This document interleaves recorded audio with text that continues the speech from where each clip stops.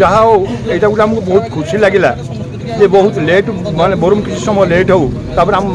NSC मान्यता Piper जाऊ ये मुझे सरकार को बहुत धन्यवाद दूसरी आम लोक मैंने जो सहिष्णु भाव में ये विभिन्न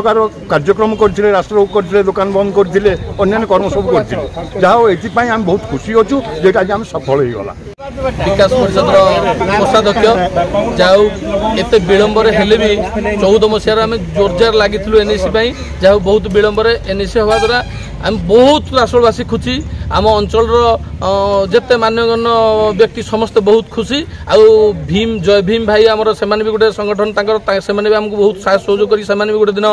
रास्ता रोक करते भी अशेष अशेष धन्यवाद आउ लोक जो मैंने आमको साहस सहयोग करते रासोल बजार 2 क्लब विकास परिषद और पुलिस भाई माने समस्त बहुत बहुत धन्यवाद। संपादक विकास परिषद रासोल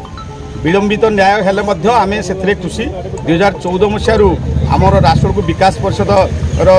एनएससी जो दाबी करथिला एनएससी होवा पाई से विलंबित हेले मध्य आज सरकार ताकू घोषणा करथारु आमे ताकू धन्यवाद दोछु एवं एथिपाई आमको प्रशासन ठारू आरंभ करी रासोल बजार समस्त जनसाधारण विकास परिषद समस्त सदस्य सहयोग करथिारु आमे धन्यवाद दोछु। राजनैतिक व्यक्ति विशेष जो माने आमको सहायता सहयोग करथिले विकास परिषद रे तांको मध्ये आमे धन्यवाद दोछु। विशेष करी पुणी थे मु माननीय राज्य सरकार को धन्यवाद दूसरी जेहेतु से आम दाबी शुणी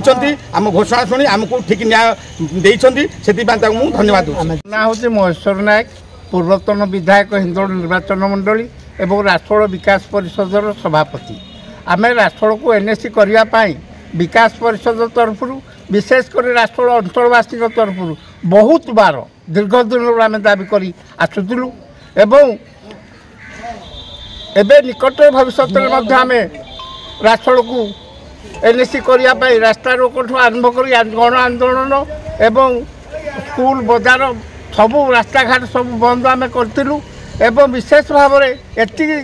विलंब हेले आम आज एनएससी घोषणा राष्ट्र को कर मु माननीय मुख्यमंत्री श्रीजुक्त नवीन पट्टनायक एवं 5T अध्यक्ष श्रीजुक्त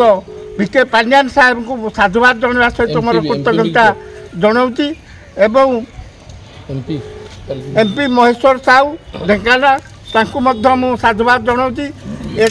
आउ विशेष कौन कहबी ए अंचल आज आनंदर लहरी खेली जाइए एवं सरकार आम दाबी शुणी आम पाखे कृतज्ञ एवं सरकार को साधुवाद धन्यवाद जनाऊँ।